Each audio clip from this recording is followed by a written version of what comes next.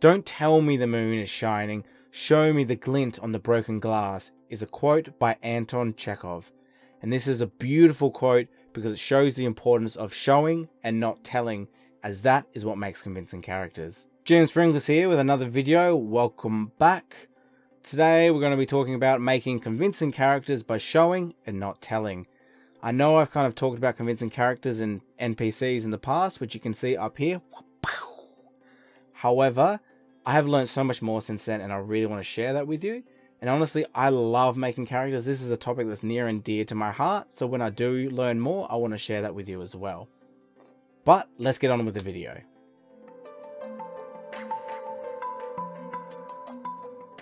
Actions speak louder than words is a saying that we hear all the time.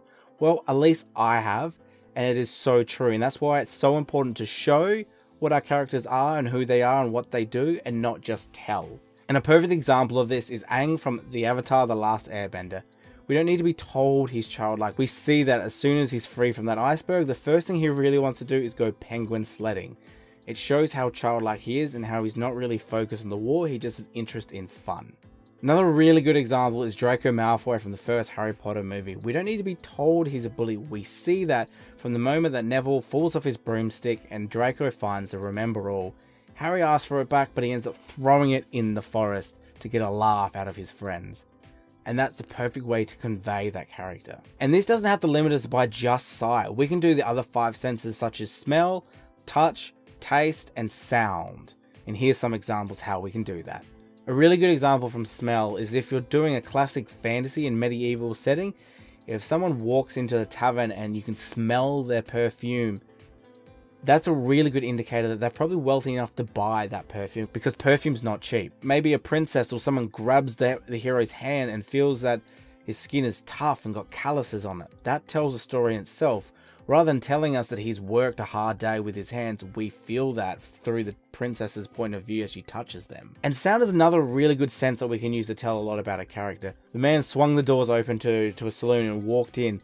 You could hear the click-clack of his boots on the wooden floor, as well as the jingle to his spurs on his boots. Now, if this is a Western, we know that he's a cowboy, or at least a rider, and that tells us something about that character. Rather than saying he was wearing cowboy attire or saying he was a cowboy, we've given that hint already, and we can go further as well with those descriptions. Taste is definitely a tricky sense to use, but definitely can be done, and here's an example of how I've used it. You could smell the smoke on the man, and as he approached, you could taste the dryness in the air.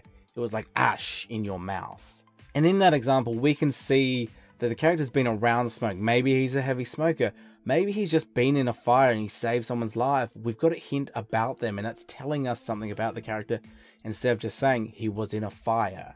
And it's so much more interesting in my opinion. So that is how you can use senses as well to show. But now I've come up with a scene with both showing and telling, and it does tell us a lot about the character with mixing these two together. She pushed the heavy door open with ease and entered the bar. She made her way across the creaky floorboards without making a sound. She smelled of cinnamon and roses, which was a contrast to the rest of the smell of the tavern.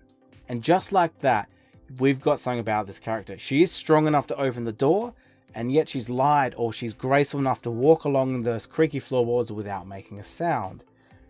She has a rich smell to her, which makes her think that she doesn't belong here. Maybe she's wealthy depending on the setting because of those perfumes. But already we know this character is quite mysterious just from this description, and we use both showing and telling. This show and don't tell is very important for character relationships. Don't tell me these characters are best friends, show me that they're best friends.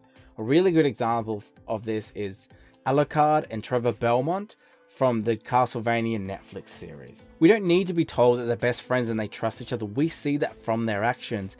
Even though they are constantly jabbing at each other and teasing each other, when it really matters, you see them, they have each other's backs, and they fight back to back to help each other succeed to kill Dracula. And that's a really good example of how we show and not tell. We don't need to be told that after a while they become friends. We see that from those actions. And this can be done not just by actions, it can be done with dialogue as well. And I think dialogue's a really good way to do it. It can be something as simple as a sigh or an eye roll to signify they have history when the audience meets these two characters together for the first time.